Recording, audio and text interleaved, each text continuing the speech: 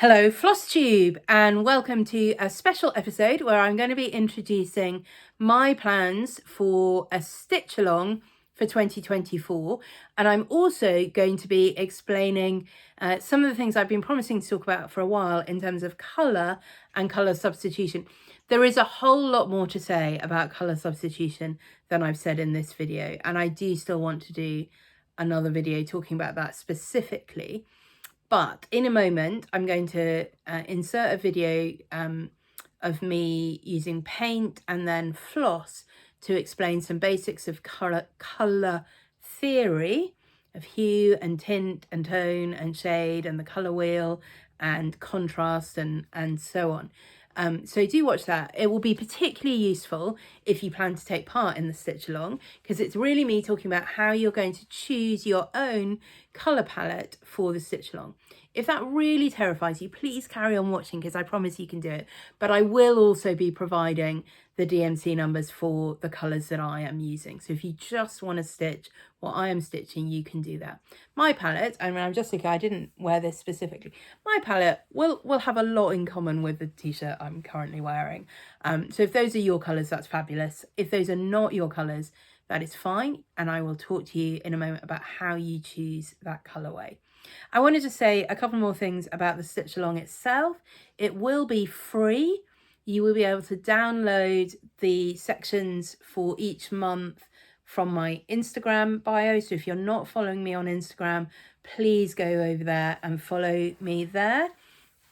I think I've said several times, but I will say again, if you haven't yet downloaded your seasonal autumn seasonal jack, please make sure you've downloaded that before December the 21st. In the new year, all of those will be available to purchase in my shop. They will be available separately, not as a single pack. They'll only be like £2 each. But obviously, if you've downloaded one as a freebie, then you'd have to buy it again for £2. So it's worth doing. And there will be one or two other Union Jack patterns available as well. And I plan to do the same with this, really. We're going to do it free as the stitch along. And then at some point in 2025, how did that happen? It will be available just as a single chart. This one from my Etsy shop. This is not like the jacks where you get a separate little thing to stitch each time. We're going to be stitching one single piece, and the way it will be released is by colour. So you will be colour completing each month along with some of the frame and background. So there is some black, and there is also a frame which is mostly in yellow.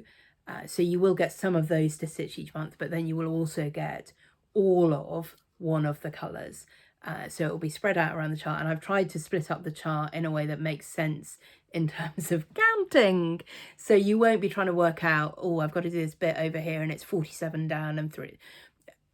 That we're going to use the frame to help us do the counting, hopefully, so it won't be too scary. I think it'll be a really fun thing to stitch, because you'll be at most using 3 colours, in some months less. It will be quite a quick stitch, I think, and I think it'll be really fun to try and see how it pieces together. I don't think it'll be at all obvious from the first few sections how the whole thing is going to come together, and parts of it will start to emerge, and then by the end we'll have the whole thing in place. But even then, I think you won't be able to guess precisely how to finish the last section until it comes out. You'll have a good idea, but you won't know exactly. And I think that's part of the fun of this sort of stitch along, is the mystery of it. So, it won't be a complete mystery. What will I tell you? It's geometric, it's abstract, it's not a picture of a thing, but it is intended to help us love colour and enjoy colour, and particularly enjoy the way different colours interact, the way that you can play with colour, yeah, those sorts of things. So I've had enormous fun designing it. I do plan to stitch it in December, at least 90% of it, just so I can be sure of how I really want it all to go together before I start releasing the sections. But I really think people are going to enjoy stitching this. I don't think it's going to be hugely onerous. The total stitch count is around 7,000, I think, 7 or 8,000. I don't think it's 8,000. I think it's nearer 7,000. So I am just wondering, and I did put a poll on Instagram and then I entirely forgot to go and look at the results. I need to go and see if I can find the results of that. But I will ask again here, if you were doing a stitch along, would you prefer 12 monthly parts, so it takes the whole year? Would you say by November actually you're fed up and you want to be done with it, so 10 would be better? Or would you say, do you know what, I want to do it, I want to get it done, these are not going to be huge sections, let's have it 2 a month for the first 6 months of the year, and if I get behind, it doesn't matter, I can catch up later.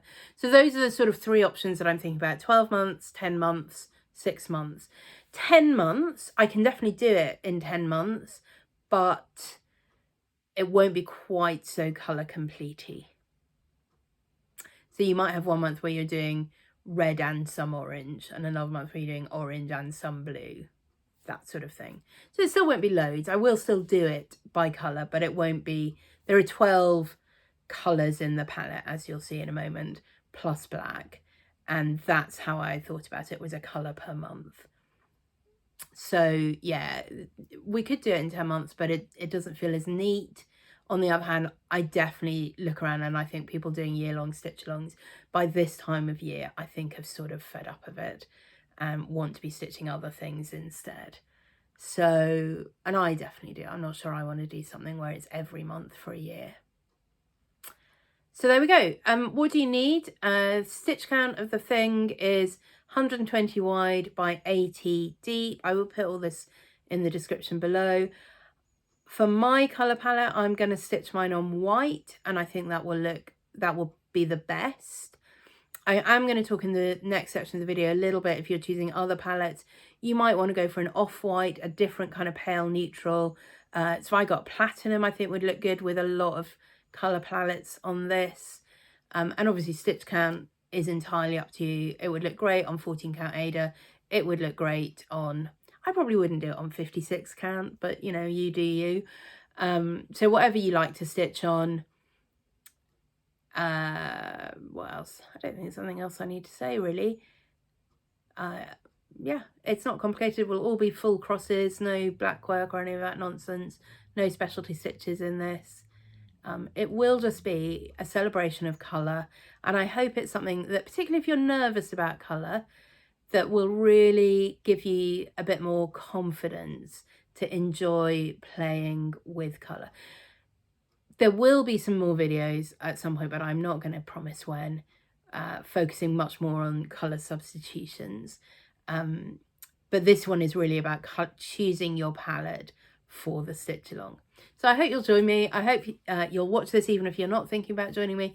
And do ask if you've got any questions, because I love colour. I love playing with colour. I love mixing colour. Okay, so we're going to start just by using some paint, and then we'll move on to floss. I want to start with paint because it just helps to see how colours mix together. And obviously when we're dealing with floss, generally, hopefully that's all right, generally we're not dyeing it ourselves, so we're dealing with pre-mixed colours. But I think an understanding of how the colours relate to each other is easiest to see through paint, and then, as I say, we'll move on to floss. So some of this I'm sure is very obvious and very familiar, but nonetheless that's where we're going to start. So we're going to start with our 3 primary colours. We've got a red. You will see in some places 3 primary colours listed as red, green and blue, and that's to do with the way that light mixes, but we are dealing with pigments, so we're going to stick with red, yellow and blue. I've not got loads of yellow left in this palette, but hopefully there's enough to see us through.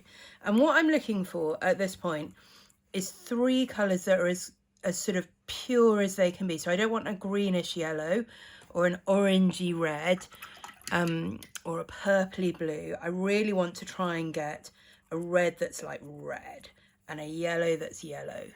and a blue that's blue. This is a little bit greeny. Anyway, we'll manage with it, I think. Okay, so those are my three. I've turned the lights off so that you don't get a glare, and hopefully it's not sunlight, but there's enough direct light. I'm doing it right by the window that the colours will look reasonable. So those are our primary colours. So our secondary colours, I'm sure you all know this, is what you get when you mix those together. So we mix red and yellow to get a nice orange. I am using pre-mixed secondary colours because they just are brighter and clearer in this particular palette. I've chosen, it's a palette of watercolours that I've picked myself, so I've deliberately chosen them to have a really good range of primary and secondary colours that go together. And then this is that the green? Just check. Yeah, that'll do. Well, no, that's the blue green. I think this is the green green. Okay, and you can see why we typically talk about a thing called the colour wheel, because the spectrum repeats. So wherever you start, if you start with the red, you would go to the purple, to the red, blue, to the purple, to the blue, to the green, to the yellow, to the orange, takes you back to the red, whichever way round you go. But these are the ones, the red, the yellow and the blue, that you start with, and then these are the ones that combine them, the red and the yellow and the blue and the red. We can go another level of combining them. I mean, in fact, you can go as many levels as you like, but we're only going to do one more level at this point. So we're going to have an orangey, oh, that's bad, let's have a bit more orange in that. Okay, this is where my yellow is getting a bit murky. I'm going to add a bit more orange in that because that's got a bit, okay, that's a bit better. That's not a great orangey yellow, but you can see it's sort of between those two, hopefully. And an orangey red or a reddy orange between those two. Put a little bit more red in that. There we go, that's between those two. Purples are the hardest colours in mixing, just so you know, in paint mixing. Okay, there we go. That's a sort of reddish purple. Oh, a bit more purple in there. Yeah, that's not bad. And then a sort of bluish purple. Oh, that needs a lot more purple in it. There we go, that'll do. So I tend to think of, I think purples are sometimes the hardest colours to describe. People call things purple, I'm like, I don't really think it is. I would think of purple, true purple, as a sort of violet colour, this sort of violet colour. The bluish purple, a bit more dairy milk purple. The reddish purple, sort of burgundies, maroons, often in that sort of family. Also pinks, we quite often think of in that family. Okay, what do we got? Blue, so a nice bluish green. I think that was there. Yeah, there you go. Bluish green, greenish blue. And then a nice sort of lime yellow green. There. Okay, so already we've got 12 colours. And you can see how you could keep mixing. There's loads of shades that would be between this yellow green and the green and the blue green. Loads of shades on this spectrum. Loads and loads and loads. But all the colours that you could pick, well, almost, and we'll talk about that in a second, almost all the colours you pick would fit somewhere within that wheel. And it's, you know, it is a continuous spectrum. All of these, more or less, yeah, anyway, some of the yellows are a bit murky, are what I would call pure colours, like this red. It's properly red. It's properly blue. It's properly yellow. It's properly green. They are all of a similar brightness, and they are all of a similar darkness or lightness. I mean, some colours naturally we read as darker, so we would naturally read a purple as darker than a yellow. But really, in terms of the level of pigment, they're sort of at the same level. You can make all kinds of palettes and colour wheels starting from here. So you can make them lighter. The way that you make them lighter, we normally think of is by adding white, although in watercolour, the white is the white of the paper. So we just do it by adding a bit more water. So this is the red, and oh, apparently that's still got some blue in it. But it's just a lighter version. Let's see what we've got. Let's try a blue. This is because I'm really bad at cleaning my brush properly when I'm painting. Anyway, you know, a lighter blue. In the same colour family, but lighter. And you can do the same by making it darker. In this, I would just add more pigment, but typically you would do it by adding black to make a colour darker. If you make a colour lighter by adding white, that's a tint. Or if you make it darker by adding black, it's a shade. But tints and shades are on the same continuum. If you've got your main colour in the middle, and you go one side by adding white and the other side by adding black.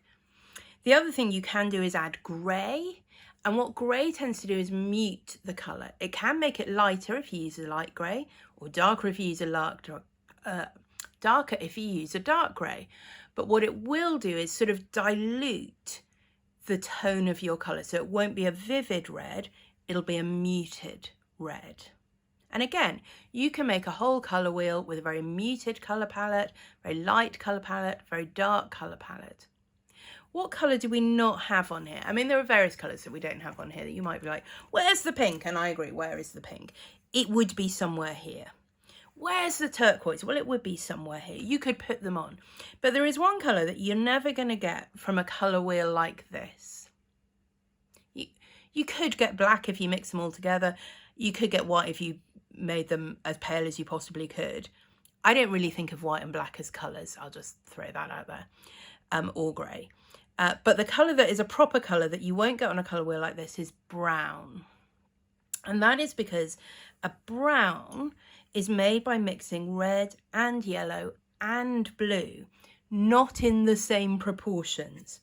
So here, what you tend to do is look across the colour wheel. So if I've got an orange and I want to make that a bit brownish, what I'm going to do is add some blue to it. So here's my orange, and while it's still wet, I'm going to add, not loads, too much, a little bit of blue. Okay, let's put a bit more orange in there because I've sort of ended up at black, which isn't what I really wanted. Here we go. Okay, so sort of orangey brown. Or I could take a yellow. What's opposite the yellow? Purple. So let's see, I've already got quite a greeny yellow. So I'm actually going to aim for a sort of reddy purple. So there's that. I'm going to add a little bit of the purple, and I'm going to add a bit more red just to see where that ends up. Okay, so we've ended up with quite a nice reddish sort of chestnut brown, and you can do that anywhere you want. So let's start with some blue. Well, no, what have we all done? Let's start with some green and add some red. Let's do that. Okay, so here's my green, and here's a little bit of red. Mix it in. Oh, maybe we'll add a bit more red to that. Okay, that's kind of there we go, that's coming brown. It certainly looks brown to me. Okay, so that's where you would get, and you can see they're different kinds of browns, but effectively you could have a whole other colour wheel of brown. I don't know why you would do that, but you could do that. Okay, so that's what we're talking about, is colours around a colour wheel.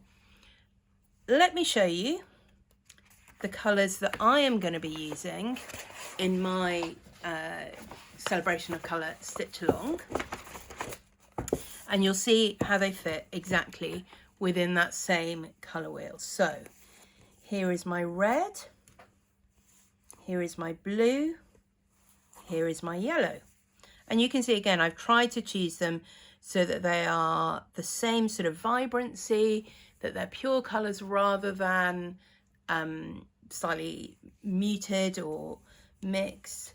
Do you know, I'm going to put the lights on at this point. No, I'm not. I've forgotten. The thing I'm going to try and do is turn this on. Okay. that's not going to work. I have got a lamp, but I think it's run out of battery, and I don't know where the batteries are, and I don't know what kind it needs. Anyway, so hopefully you can see that. Red, yellow and blue. So then I've got my green, my purple, and my orange. No, that's my orange. Okay, and again, I've tried to choose them so that they're balanced. They're balanced, so it's not more yellow than it is blue. It's not more blue or red. It's not more red or yellow. It's balanced.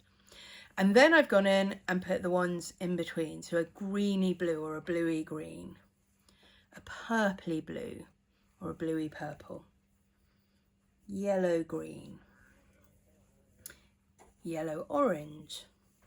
If you had Crayola crayons, you remember they were often called things like red violet or violet red, and it's a way of trying to distinguish around this colour wheel. So there's my reddish orange, and here for the sort of reddish purple, I have deliberately chosen one that's a bit more pink because I love pink. So that's my colour wheel, and you can see it goes really nicely. If I put it in a line so you've got the colours closer together, you can see how it follows along, and what we might call a rainbow gradient, or a spectrum would be a better way of describing it. And they all fit within the same sort of tone and lightness and vividness, and none of them are particularly brownish. So that's what I'm going to use, and I will put a list of the DMC numbers I've used for that. But I want to talk to you about how you would choose your palette. You might look at that, you might think, Roz, I love it, it's perfect, I can see what you've done, but those are just not my colours. Oh, we will also be using a black, by the way. I'm going to put that there. We're using a black because it works as a foil, a contrast background for all of the colours we're using.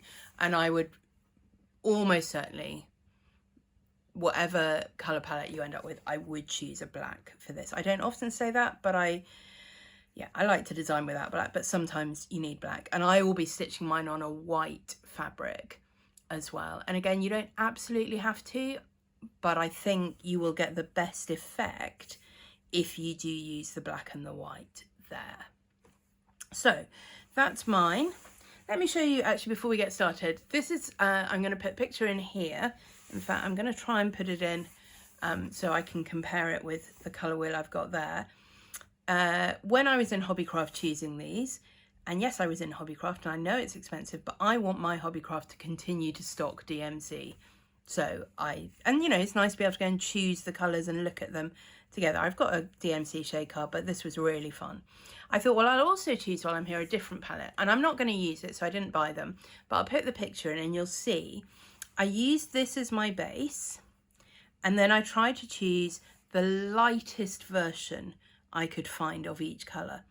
And because our brains are taught colours, you know, we're told in school that's orange, that's yellow, that's peach, that's cream, whatever, it's sometimes quite hard to disentangle that from our mind and say, actually, yes, that's a pink, but actually what it really is a light orangey red, or it's really a light purple, or it's really a light true red. So it is easier, I found it a lot easier starting from these and then comparing them. How do they fit together? Is this one really a light green, or is it a light yellow green? Is it a light blue green? Is it really a light blue? And so on. So you can see I've ended up there with 12 colours, and they are the same. I've got a light red, a light pink, a light violet, a light purple, a light blue green, light yellow green, light yellow orange, light red orange, more or less. Again, we're not dealing with an infinite range of colours. I'm picking from a pre-dyed selection, but that's what I've tried to do. And each time I've also tried to choose the one that balances between its two neighbours. I don't want one that's going to be much closer to one of its neighbours than the other. Now I have 5 of these boxes of Anchor floss that I bought from a very nice lady. And I just want to show you, I don't know if there's a good way of doing this. I can show you 2 at a time, I think. Okay.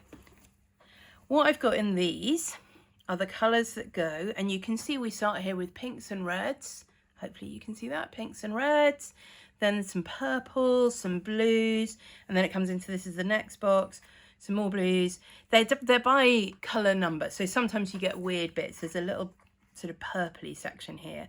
But then we've got some blue greens into greens, again, random selection of greys, greens coming into yellows, and then there are oranges just that start the third box. And almost all of these are in what I would describe as that relatively pure tone feel. They're not terribly, some of them are a bit greyish, but they're not brownish. Some of these greens are a bit brownish, but that's where they mostly are. But let me show you the next 2 boxes and hopefully you'll see the difference. So in this box, we have got the beginnings of the oranges here, so we're going to ignore that. But then we've got all kinds of colours, pinks and reds and yellows and greens and blues and purples.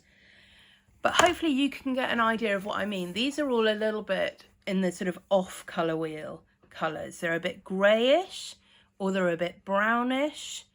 I mean, there are some exceptions.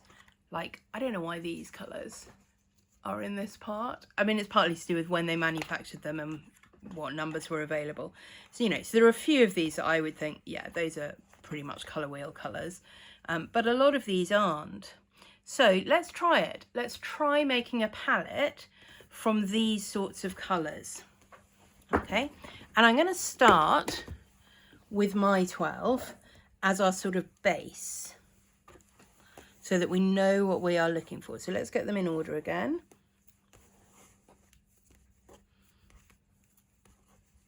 Okay, I seem to be doing it backwards, but that is fine. Okay, let's do it like that. There we are. So we've got our primaries, we've got our red, our blue, and our yellow. So I'm going to look through these and find a red and a blue and a yellow that I think are going to work. And I think I'm going to start with this. Well, that's quite, let's try this one. Okay, can you see that? Yeah, hopefully. Okay, and again, I'll put the colour numbers for these as well. So that's my blue. So you can see, well, I hope you can see. I mean, it's hard, isn't it, when you're filming? I don't know how much of this is going to be really clearly obvious to you in the colour. But this is a blue that I would say, it's a little bit greenish, but it's also definitely quite greyish. And it's a sort of mid-tone. It's not too pale and it's not too dark. So everything else I'm looking for is going to be greyish, mid-tone, maybe a little bit off. So on the red, I'm wondering about that. It's also greyish. It's also, the tone I think is very similar, and it's a little bit off red. Let's try that. And then let's look for a yellow. So what about, here's a couple we could try. There's a yellow. That's a little bit in the shadow. Let's see if I can move it across a bit so it's not in the shaded part. That's not bad. Oh, I thought this was going to be good, but then I got it out and I'm like, no, that's like a brown. Oh no, I think that's the one I was actually aiming for. So that could work, but I think that's a little bit more in the same sort of range. So I'm going to go for that. Also, I now realise I'm putting these back randomly. Oh, well. So now I'm going to work from these. I want a green that's going to go between that yellow and that blue. So here are my greens. Let's try this one maybe. It's not bad. It's not too yellow, it's not too blue. What about this one? It could work. I think I like that one better. Let's have a look. What about this one? Oh no, that's definitely more blue than yellow. So I might pop that there and have that one there. And then think, well, can I get one between that yellow and that green? Well, what have we got? And what you'll find, whether you're looking with DMC or like Anchor that I'm using, is that the colours do tend to come in colour families. Now I'm wondering if I need to put there and actually be looking for one between these two, or even there. It's not quite grey enough, I don't think. Let's try the dark one of that. Yeah, I think that's not quite grey enough. It's a good, but it's not quite grey enough. What about that one? That's not bad. It's a bit pale. I don't know what's the one between those. 875, 877. Oh, that's already 876. Okay, well, we might leave that for a bit and say, well, there's a little gap there, but we're going to keep going, and let's look for some between the blue and the red. So we're looking at sort of purples, and immediately that one is sticking out to me. Again, it's grey. Again, it's the same kind of tone. And then I'm wondering about between the blue and the red, the purple and the red, that could work. And between the blue and the purple, wondering about, ooh, I'm not sure. Maybe, I think that could just about work. Okay, let's move those further up so you've got a bit more room. Okay, and then, so I'm still remembering I need another one here, but I think I'm all right there, possibly. I might see if I find a better one and substitute it. Oh, what's this? That's not bad.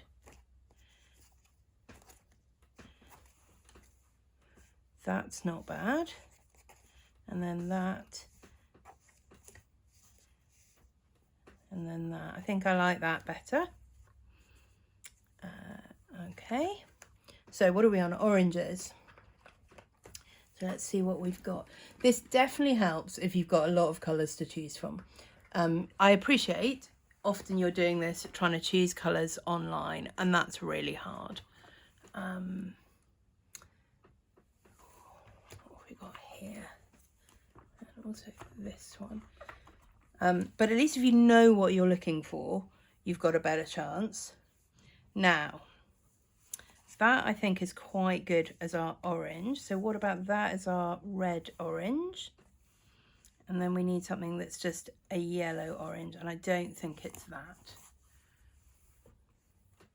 Sort of yellowy orange. What's that? That's not bad.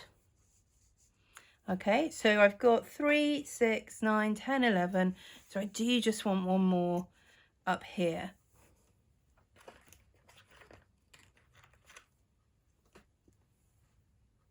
But just, it's a bit too grey and not really green. What's that one? It's not really blue enough, is it? Maybe that? I'm not sure if it's quite green enough. It's not bad. Okay, so let's say that. So you could definitely say, here's my colour wheel. And it's quite different from mine, but also it's on exactly the same pattern. So let's try and remember where these will go. Okay. Yellow, yellow, green, yellow, orange, orange, red down here, green, blue, green, blue, blue, purple. That's better. That's better. So do you see, they do correspond. They're just all of a different tone. And what I wouldn't do, certainly for this project, is sort of swap between the two different wheels.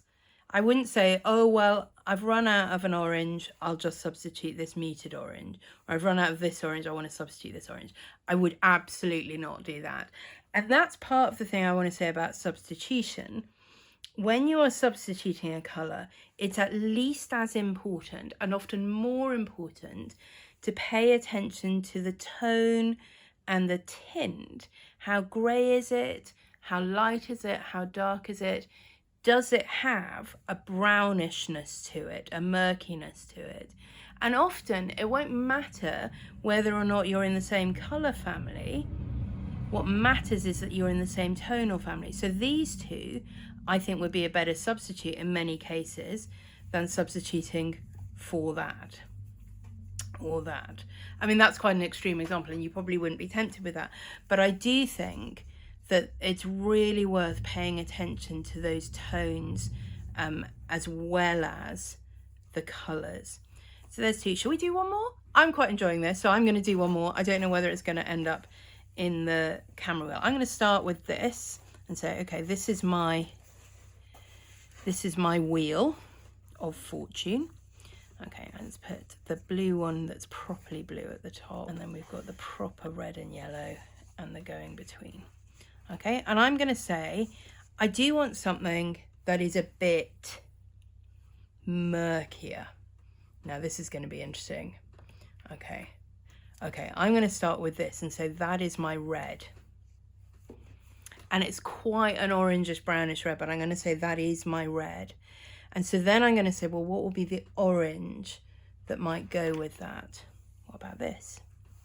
And you see, we're going to end up with something a much more autumnal sort of palette. That's okay. That's okay. What about that to go between them? Yeah, looking good. Right, let's think about what we're going to do as we go. So we've got red, red, orange, orange, orange, yellow, maybe that, yellow. So that could work. Yeah, shall we keep going? So then I want a yellow, so I think I'm probably going to look for my green next. And I'm going to choose a green to be the green that is already slightly on the yellowish side, I think. What about that? Not sure if it's quite green enough for this. What about that? Oh, I quite like that. Okay, so then I'm going to go for something between the green and the sort of, so I've got, what have I got? I've got a sort of yellow green, that was meant to be there. So then something on the bluer green end.